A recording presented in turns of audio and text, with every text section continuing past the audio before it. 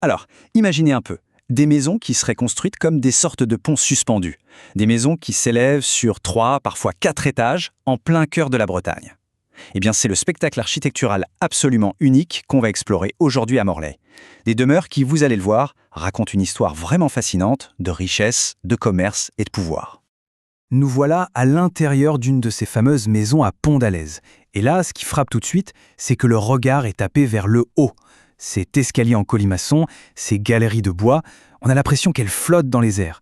C'est une structure complètement vertigineuse, baignée de lumière, une vraie démonstration d'ambition.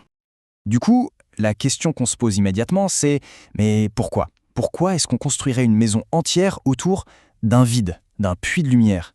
Quelle peut bien être la logique derrière une conception aussi radicale ? C'est le mystère qu'on va tenter de percer ensemble. Bon, pour comprendre, il faut d'abord qu'on décortique un peu les caractéristiques architecturales qui rendent ces bâtiments si spéciaux. Allons-y. Ces images nous montrent bien la complexité et aussi la beauté de ces intérieurs. Regardez ce travail du bois, c'est juste exceptionnel.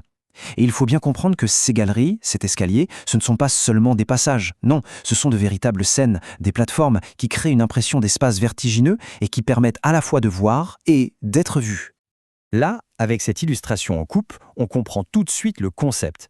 La maison est littéralement coupée en deux, on a un bâtiment qui donne sur la rue, un autre sur la cour, et entre les deux, eh bien ce vide traversé uniquement par ces passerelles en bois. Ce vide, ce n'est pas un défaut de construction, non, c'est le cœur même du projet. C'est ce qui permet à la lumière et à l'air de circuler, mais c'est aussi ce qui organise toute la vie de la maison. Et cet élément architectural clé, celui qui rend tout ça possible, il porte un nom breton, le pont d'Alès. Ce sont ces fameux ponts d'allées en bois. Ce sont eux qui connectent les deux parties de la maison au-dessus du vide central. C'est vraiment le cœur de l'ingénierie de ces demeures. Et pour bien mesurer la prouesse technique, il faut s'imaginer que toute cette structure complexe repose souvent sur un seul et unique, un immense poteau de bois qui pouvait monter jusqu'à 11 voire 13 mètres de haut. C'est simple, on érigeait d'abord ce pilier central et ensuite on construisait littéralement la maison tout autour. Une sacrée démonstration de force. Bon, d'accord, c'est spectaculaire. Mais pourquoi un tel déploiement de complexité, un tel luxe ? Qui pouvait bien se permettre de construire des choses pareilles ? Eh bien la réponse, elle se trouve dans une simple fibre végétale qui a fait la fortune de Morlaix, le lin. Cette carte de 1630 Suisse nous plonge directement dans le contexte de l'époque. Morlaix est une ville fortifiée, c'est vrai, mais son élite, ce n'est pas la noblesse terrienne classique. Non, ce sont des nobles marchands, une classe sociale assez unique, qui a obtenu ses titres de noblesse grâce à sa fortune commerciale. Et ce sont eux qui détiennent tout le pouvoir, économique et politique.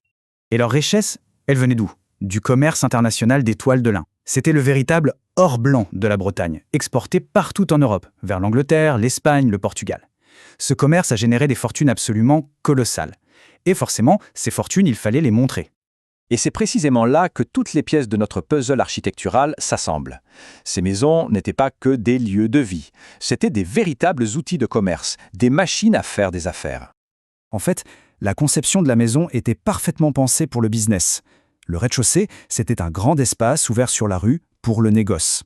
Aux étages, on trouvait des chambres luxueuses pour accueillir les marchands étrangers. Le but était de les impressionner, de leur montrer qu'on était solvable.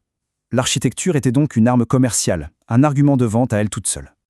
Alors pour que tout ça devienne un peu plus concret, on va s'intéresser à l'une de ces familles qui a vraiment incarné ce système de pouvoir et de richesse, les deux Parthévaux.